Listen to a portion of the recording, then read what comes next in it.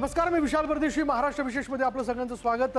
राज्य सरकारनं जनतेकरता घेतलेले महत्त्वाचे निर्णय, लोकउपयोगी प्रकल्प या विषयाला घेऊन वेगवेगळ्या घडामोडी आपण महाराष्ट्र विशेषमध्ये जाणून घेणार आहोत. चला सुरुवात करूया.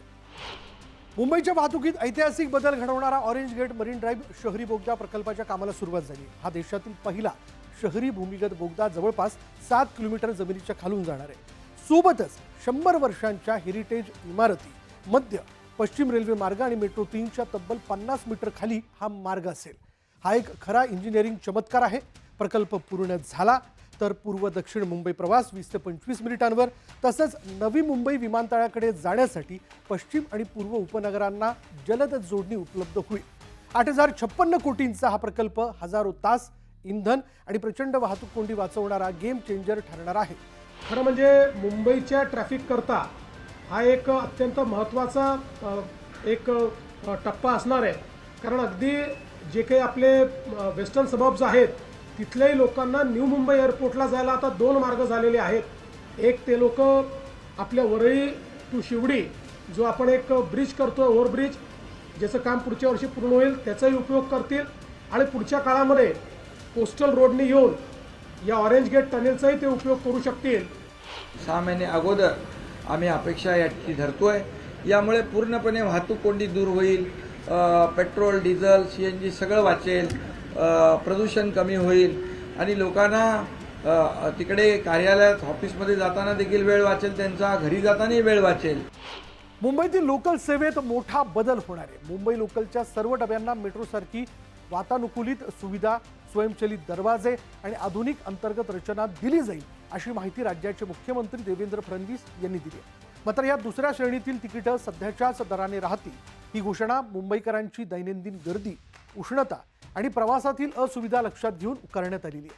268 नवीन AC लोकल गाड्या घेतल्या जातील, ज्यामुळे प्रवास अधिक सुरक्षित, आरामदायक आणि स्वस्त होईल. नाशिक त्र्यंबकेश्वर इथे 2027 मध्ये होणाऱ्या सिंहस्थ कुंभमेळ्यासाठी नाशिक त्र्यंबकेश्वर कुंभमेळा विकास प्राधिकरणाने बोधचिन्ह स्पर्धा जाहीर केली आहे. विजेत्यांना 3 लाख, 2 लाख आणि 1 लाख रुपयांची पारितोषिकं दिली जाणार असून प्रवेशिका 20 डिसेंबर 2025 पर्यंत स्वीकारल्या जातील. देशातील सर्व नागरिक, विद्यार्थी, कलाकार आणि डिझायनर्ससाठी ही स्पर्धा खुली आहे. राज्यात खोट्या कागदपत्रांच्या आधारावर मिळत असलेल्या जन्म मृत्यू दाखल्यांच्या रॅकेटवर सरकारने मोठी कारवाई सुरू केली आहे. महसूल मंत्री चंद्रशेखर बावनकुळे यांनी केवळ आधार कार्डचा पुरावा वापरून दिलेले किंवा संशयास्पद दिसणारे सर्व जन्म मृत्यू दाखले तात्काळ रद्द करण्याचे, तसंच संबंधितांवर पोलीस स्टेशनमध्ये गुन्हा दाखल करण्याचे आदेश दिले.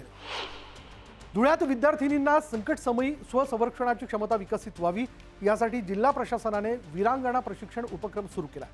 जिल्हाधिकारी भाग्यश्री विस्पुते यांच्या संकल्पनेतून राज्य राखीव पोलीस दलाच्या मैदानावर 27 नोव्हेंबरपासून 3 दिवसीय प्रशिक्षण वर्गाचं आयोजन करण्यात आलं होतं. जिल्ह्यातील सर्व माध्यमांमधील विद्यार्थिनींनी उपक्रमात सहभागी होत मुख्य प्रशिक्षक म्हणून शिपूजी शौर्य भारद्वाज यांचं मार्गदर्शन घेतलं. महाराष्ट्रात आरोग्य विज्ञान आणि औषध संशोधनाला गती देण्यासाठी अत्याधुनिक life sciences innovation and incubation centre उभारण्याचा निर्णय घेण्यात आला. अन्न आणि औषध प्रशासन मंत्री नरहरी झिरवाळ यांच्या अध्यक्षतेखाली मंत्रालयात झालेल्या बैठकीत या केंद्राची रूपरेषा निश्चित झाली आहे. सार्वजनिक खासगी भागीदारीतून उभारल्या जाणाऱ्या या केंद्रात फार्मा, बायोटेक, मेडिकल उपकरणं, डायग्नोस्टिक आणि डिजिटल हेल्थ क्षेत्रातील स्टार्टअप्सना आधुनिक सुविधा, तांत्रिक मार्गदर्शन आणि निधी उपलब्ध होणार आहे. राज्यातील विद्यार्थी, विद्यार्थिनींच्या सुरक्षित आणि वेळेवर ST प्रवासासाठी परिवहन मंत्री प्रताप सरनाईक यांनी 1800-221-251 ही विशेष हेल्पलाईन सुरू केली आहे.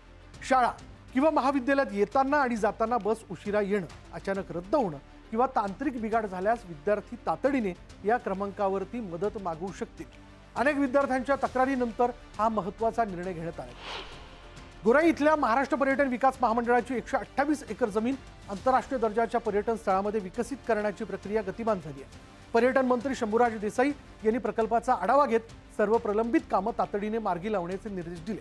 या ठिकाणी आंतरराष्ट्रीय दर्जाचं मनोरंजन पार्क, वॉटर स्पोर्ट्स, रिसॉर्ट, उद्यान यासारख्या सुविधा उभारण्यासाठी PPP मॉडेलवर प्रकल्प राबवले जाणार आहेत.